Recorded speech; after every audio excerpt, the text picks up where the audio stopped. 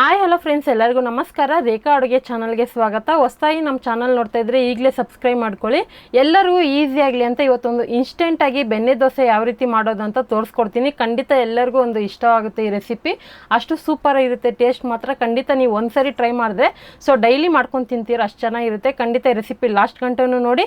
ಈ ರೆಸಿಪಿ ನಿಮಗೆ ಇಷ್ಟ ಆಯ್ತು ಅಂದರೆ ರೇಖಾ ಅಡುಗೆನ ಸಬ್ಸ್ಕ್ರೈಬ್ ಮಾಡಿ, ಲೈಕ್ ಮಾಡಿ, ಶೇರ್ ಮಾಡಿ, ಹಾಗೆ ಯಾವ ಥರ ಇತ್ತು ಅಂತ ಕಮೆಂಟ್ ಮಾಡಿ. ಬನ್ನಿ ಇವಾಗ ಯಾವ ರೀತಿ ಮಾಡೋದಂತ ನೋಡೋಣ. ಈಗ ಒಂದು ಮಿಕ್ಸಿ ಜಾರ್ಗೆ ನಾನು 1 ಕಪ್ ಆಗೋಷ್ಟು ಅಕ್ಕಿ ಹಿಟ್ಟು ತಗೊಂಡಿದ್ದೀನಿ. ನೀವು ಅಕ್ಕಿ ಹಿಟ್ಟು ಮನೆಯದಾದ್ರೂ ಯೂಸ್ ಮಾಡ್ಕೋಬೋದು ಅಥವಾ ಅಂಗಡಿಯಲ್ಲಿ ಸಿಗುವಂಥ ಪ್ಯಾಕೆಟ್ ಅಕ್ಕಿ ಹಿಟ್ಟು ಕೂಡ ಯೂಸ್ ಮಾಡ್ಕೋಬೋದು. ಇದ್ರ ಜೊತೆಗೆ 1/4 ಕಪ್ ಆಗೋಷ್ಟು ಕಡಲೆ ಹಿಟ್ಟು ಅಂದರೆ ಬೋಂಡ ಬಜ್ಜಿಗೆ ಯೂಸ್ ಮಾಡ್ತೀರಲ್ಲ ಆ ಕಡಲೆ ಹಿಟ್ಟು ಹಾಕ್ಕೊತಾ ಇದ್ದೀನಿ. ಒಂದು ಅರ್ಧ ಕಪ್ ಆಗೋಷ್ಟು ನಾನು ಮೊಸರು ಹಾಕ್ಕೊತಾ ಇದ್ದೀನಿ. ಇದು ಇನ್ಸ್ಟೆಂಟಾಗಿ ಮಾಡೋದ್ರಿಂದ ನಾವು ಮೊಸರು ಹಾಕಿದ್ರೆ ತಕ್ಷಣಕ್ಕೆ ಹುಳಿ ಬರುತ್ತೆ, ಅದಕ್ಕೋಸ್ಕರನೇ ಹಾಕೋದಿದು. ಮೊಸರು ಹಾಕೋದ್ರಿಂದ ನಿಮ್ಗೇನು ಟೇಸ್ಟ್ ಡಿಫ್ರೆನ್ಸ್ ಬರೋಲ್ಲ, ಸೇಮ್ ದೋಸೆ ಟೇಸ್ಟೇ ಕೊಡುತ್ತೆ. ಇಲ್ಲಿ ನಾನು ಬಿಸಿನೀರಲ್ಲಿ 2 ಬ್ಯಾಡಗೆ ಮೆಣಸಿನ್ಕಾಯಿ, 3 ಗುಂಟೂರು ಮೆಣಸಿನ್ಕಾಯಿನ ಒಂದು 10 ನಿಮಿಷ ಬಿಸಿನೀರಲ್ಲಿ ನೆನೆಸಿಟ್ಟಿದ್ದೆ, ಅದನ್ನು ಹಾಕ್ಕೊತಾ ಇದ್ದೀನಿ. ಆ ನೆನೆಸಿರೋಂಥ ನೀರನ್ನು ವೇಸ್ಟ್ ಮಾಡೋಕ್ಕೆ ಹೋಗಬೇಡಿ, ಹಿಟ್ಟನ್ನು ರುಬ್ಬೋದಕ್ಕೆ ಯೂಸ್ ಮಾಡ್ಕೊಳ್ಳಿ. ಇವಾಗ ನೋಡ್ತಾ ಇರ್ಬೋದು, ಆ ಮೊಸರುದು ಬೌಲಲ್ಲಿ ಒಂಚೂರು ಉಳ್ಕೊಂಡಿತ್ತು, ಅದಕ್ಕೂ ಒಂದು ಸ್ವಲ್ಪ ನೀರು ಹಾಕ್ಕೊಂಡಿದ್ದೀನಿ. ಹಾಗೆ ರುಚಿಗೆ ತಕ್ಕಷ್ಟು ಉಪ್ಪು. ಇದಕ್ಕೆ ಮೈನ್ ಇಂಗ್ರೀಡಿಯೆಂಟ್ಸ್ ಇದೆ, ಇದು ಸೀಕ್ರೆಟ್ ಅಂತಲೇ ಹೇಳ್ಬೋದು. ಒಂದು ಹಸಿ ಆಲೂಗಡ್ಡೆ ಸಿಪ್ಪೆ ತೆಗೆದು, ಮೀಡಿಯಮ್ ಸೈಜ್ದು ಸಿಪ್ಪೆ ತೆಗೆದು ಹಾಕ್ಕೊಂಡಿದ್ದಕ್ಕೆ ಸ್ವಲ್ಪನೇ ನೀರು ಹಾಕಿ ನಾರ್ಮಲ್ ದೋಸೆ ಹಿಟ್ಟಿನ ಅದಕ್ಕೆ ರುಬ್ಕೋಬೇಕಾಗುತ್ತೆ. ಇದು ಇನ್ಸ್ಟೆಂಟಾಗಿ ಮಾಡೋದ್ರಿಂದ ಈ ಥರ ಒಂದು ಡಿಫ್ರೆಂಟ್ ಕಲರಲ್ಲೂ ಇರುತ್ತೆ, ಟೇಸ್ಟ್ ಕೂಡ ಸಖತ್ತಾಗಿರುತ್ತೆ. ಆಲೂಗಡ್ಡೆ ಹಾಕೋದ್ರಿಂದ ದೋಸೆ ಅದೇನಿದೆ ಅದು ಲೇಯರ್ ಬಂದ್ಬಿಟ್ಟು ಕ್ರಿಸ್ಪಿಯಾಗಿ ಕೊಡುತ್ತೆ ಟೇಸ್ಟು. ನಿಮಗೆ ಮೊಸರು ಇಷ್ಟ ಇಲ್ಲ ಅಂದರೆ ಸ್ಕಿಪ್ ಮಾಡ್ಬೋದು, ಅದು ನಿಮಗೆ ಒರಿಜಿನಲ್ ಟೇಸ್ಟ್ ಬೇಕಂದರೆ ಮೊಸರು ಆ್ಯಡ್ ಮಾಡಲೇಬೇಕು. ಇದಕ್ಕೆ ನಾವು ಒಂದು 1/4 ಟೀ ಸ್ಪೂನ್ ಆಗೋಷ್ಟು ಸೋಡಾ ಹಾಕ್ಕೊಂಡು ಇದನ್ನು ಚೆನ್ನಾಗಿ ಮಿಕ್ಸ್ ಮಾಡ್ಕೊಳ್ಳೋಣ. ಹಿಟ್ಟು ಹದ ಬಂದ್ಬಿಟ್ಟು ದೋಸೆ ಹಿಟ್ಟಿನ ಅದೇ ಇರಬೇಕು, ಮತ್ತು ರುಬ್ಬುವಾಗ ಸ್ವಲ್ಪನೇ ನೀರು ಹಾಕಿ ರುಬ್ಕೊಳ್ಳಿ. ಯಾಕಂದರೆ ನಾವೆಲ್ಲ ಡ್ರೈ ಇಂಗ್ರೀಡಿಯೆಂಟ್ಸ್ ಹಾಕಿರೋದ್ರಿಂದ ಸರಿಯಾಗಿ ಪೇಸ್ಟ್ ಆಗೋದಿಲ್ಲ. ದೋಸೆ ಹಿಟ್ಟಿನ ಹದ ಬರೋವರೆಗೂ ನೀರು ಹಾಕಿ ಈ ಥರ ರುಬ್ಬಿಟ್ಕೊಳ್ಳಿ.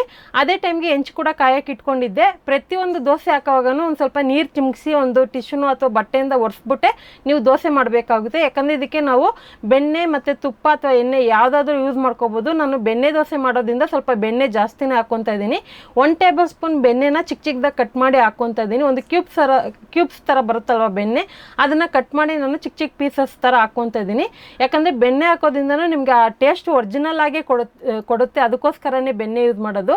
ನೀವು ಖಂಡಿತ ಎಣ್ಣೆ ತುಪ್ಪ ಬೆಣ್ಣೆ ಇಷ್ಟಪಡಲ್ಲ ಅಂದರೆ ಸ್ಕಿಪ್ ಮಾಡ್ಕೋಬೋದು. ಅದರಿಂದ ಏನು ಡಿಫ್ರೆಂಟ್ ಫ್ಲೇವರ್ ಏನು ಚೇಂಜ್ ಆಗೋದಿಲ್ಲ. ಹಾಕೋದ್ರಿಂದ ತುಂಬ ಚೆನ್ನಾಗಿರುತ್ತೆ ಟೇಸ್ಟ್ ಮಾತ್ರ, ಮತ್ತು ತಿನ್ನೋದಕ್ಕೆ ಕ್ರಿಸ್ಪಿಯಾಗಿ ಫುಲ್ ಕಲರ್ಫುಲ್ಲಾಗಿ ಬರುತ್ತೆ ಈ ದೋಸೆ. ಇವಾಗ ನೋಡ್ತಾ ಇರ್ಬೋದು, ಚೆನ್ನಾಗಿ 2 ಕಡೆ ಫ್ರೈ ಮಾಡ್ಕೋಬೇಕಾಗುತ್ತೆ. ಇವಾಗ ನೋಡ್ತಾ ಇರ್ಬೋದು, ಚೆನ್ನಾಗಿ ಫ್ರೈ ಆಗಿ ಮೇಲೆ ಇರೋಂಥ ಲೇಯರ್ ಎಲ್ಲ ಕ್ರಿಸ್ಪಿಯಾಗಿ ಬಂದಿದೆ, ಕಲರ್ ಕೂಡ ಅಷ್ಟೇ ಡಾರ್ಕಾಗಿ ಬಂದಿದೆ. ನನಗಂತೂ ತುಂಬಾ ಇಷ್ಟ ಆಯಿತು. ಈ ದೋಸೆಗೆ ನಿಮಗೆ ಯಾವುದೇ ರೀತಿ ಆಲೂಗಡ್ಡೆ ಪಲ್ಯ, ಚಟ್ನಿ, ಸಾಗು ಯಾವುದೇ ರೀತಿ ನಿಮ್ಗೆ ಇಷ್ಟವಾಗಿರೋದನ್ನ ಮಾಡ್ಕೊಂಡು ಇದ್ರ ಜೊತೆಗೆ ಕಾಂಬಿನೇಷನ್ ತಿನ್ನಿ, ತುಂಬಾ ಸೂಪರಾಗಿರುತ್ತೆ. ಸೇಮ್ ಒರಿಜಿನಲ್ ಬೆಣ್ಣೆ ದೋಸೆ ಥರನೇ ಟೇಸ್ಟ್ ಕೊಡುತ್ತೆ, ಆದರೆ ಕ್ರಿಸ್ಪಿಯಾಗಿ ತಿನ್ನೋದಕ್ಕೆ ರುಚಿಯಾಗಿರುತ್ತೆ.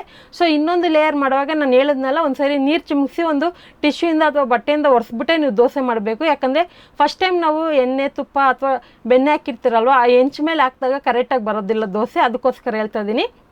ಖಂಡಿತ ರೆಸಿಪಿನ ಲಾಸ್ಟ್ ಗಂಟನೂ ನೋಡಿ, ಹಾಗೆ ನೀವು ಮನೇಲಿ ಟ್ರೈ ಮಾಡಿ ಯಾವ ಥರ ಇತ್ತು ಅಂತ ಕಮೆಂಟ್ ಮಾಡಿ ತಿಳಿಸಿ.